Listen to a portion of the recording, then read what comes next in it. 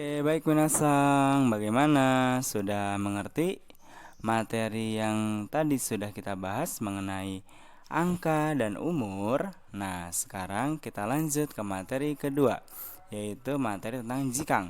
Jikang dalam bahasa Indonesia itu artinya adalah waktu. Oke, langsung saja kita masuk ke materi jikang. Oke, di sini aku sudah memberikan catatan. Untuk materi waktu itu nanti akan terdiri dari dua materi, yaitu penyebutan jam dan menit. Oke, pertama kita awali dari materi yang penyebutan jam. Nah, nanti umumnya di Jepang itu karena dia mengikuti standarisasi seperti Inggris gitu, jadi AM PM. Jadi penyebutan jamnya itu tidak seperti Indonesia. Kan kalau di Indonesia kan dari jam 1 sampai 24 gitu ya hitungannya. Tapi kalau di Jepang hanya dari jam 1 sampai jam 12. Nanti untuk menyertakan siang ataupun malam itu nanti diberikan keterangan gozeng atau gogo yang artinya adalah AM PM. Nah, sebelum kita menyentuh bagian tersebut, kita akan berkenalan dulu dengan jam gitu ya. Nah, nanti penyebutan jam itu cukup mudah. Jadi bilangan 1 sampai 12 cukup kita sertakan bilangan bahasa Jepang bilangannya, lalu diberikan kata ji di belakangnya. Namun ada garis bawah. Untuk penyebutan jam itu terdapat kata-kata spesial, yaitu diantaranya ada kata 4, 7, dan 9. Oke, langsung saja kita baca.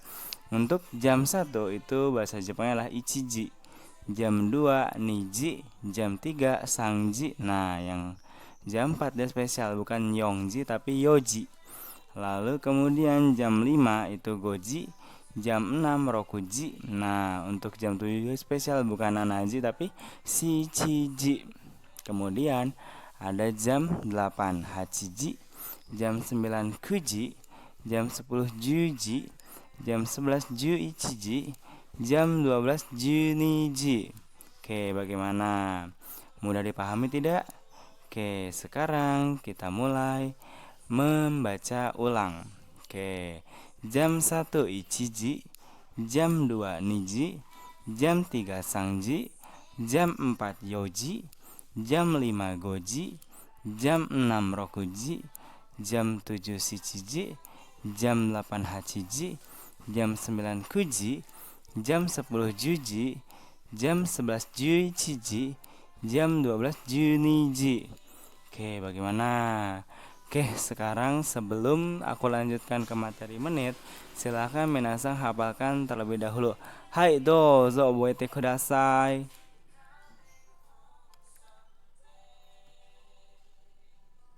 Baik, minasang, bagaimana? Sudah bisa memaparkan jam secara sederhana? Oke, kalau sudah bisa, sekarang akan aku buat kalian tertantang untuk berikutnya.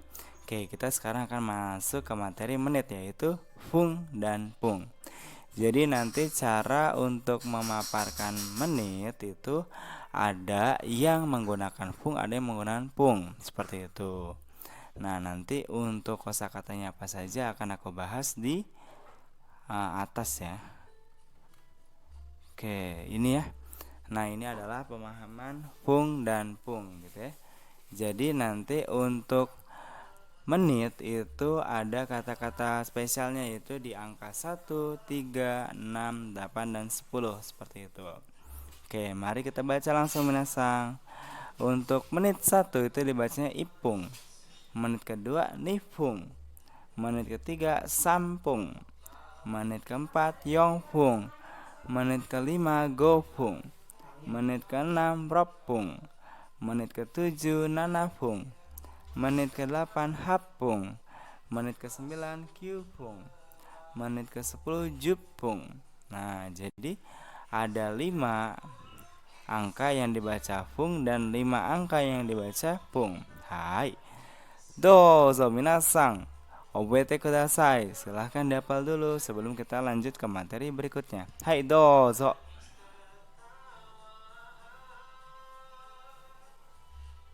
Oke, baik. Tadi kita sudah mengetahui bagaimana memaparkan menit untuk bilangan tunggal, yaitu untuk penyebutan 1 sampai 10. Nah, sebenarnya itu termasuk rumus nantinya dalam penyebutan menit gitu ya. Oke. Jadi kalau kalian tadi tidak hafal, itu nanti akan kesulitan dalam memahami materi lanjutan, yaitu adalah memaparkan menit yang lebih dari 10. Seperti itu ya. Caranya sebenarnya cukup gampang dengan cara memahami penyebutan bilangan ganda. Seperti itu minasang. Contohnya misalnya di sini aku sudah buat contoh menit 15, penyebutannya adalah 10 dan 5. 10-nya kita baca dengan bilangan biasa, namun yang 5-nya itu nanti kita baca dengan bilangan hitungan menit gitu. Berarti kalau 15 menit ju gopung gitu minasang. Mungkin di sini aku juga sudah menyertakan latihannya, tapi sebelum kita masuk ke latihan juga mungkin selain 15 kita juga bisa paparkan misalnya 13, berarti 10 dan 3 menit, berarti jadinya ju sampung. Seperti itu minasang. Dapat dipahami? Oke, sekarang kita masuk ke latihannya. Oke, kalau menit 28 kan berarti kalau kita uraikan ya 2, 10 dan menit ke-8. Berarti jadi dibacanya niju hapung. Hai, seperti itu minasang. Bagaimana? Dapat dipahami semuanya? Oke, tentunya dapat dong. Hai, oke. Kalau sudah dipahami, sekarang kita masuk ke slide berikutnya. Oke. Di sini juga terdapat catatan untuk penyebutan menit ke-30 itu bisa menggunakan kata hang gitu yang artinya setengah atau sanjupung. Jadi ketika minasang ingin memaparkan waktu yang ternyata dia itu menunjukkan waktu nani titik 30.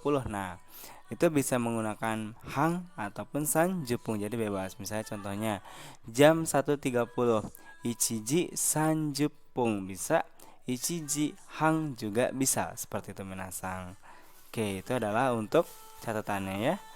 Oke, sekarang kita lanjut ke menit selanjutnya. Nah, sekarang kita sudah tiba di sesi rensusio. Oke, di sini aku sudah memberikan contoh sebelum nantinya kita akan latihan dulu ya.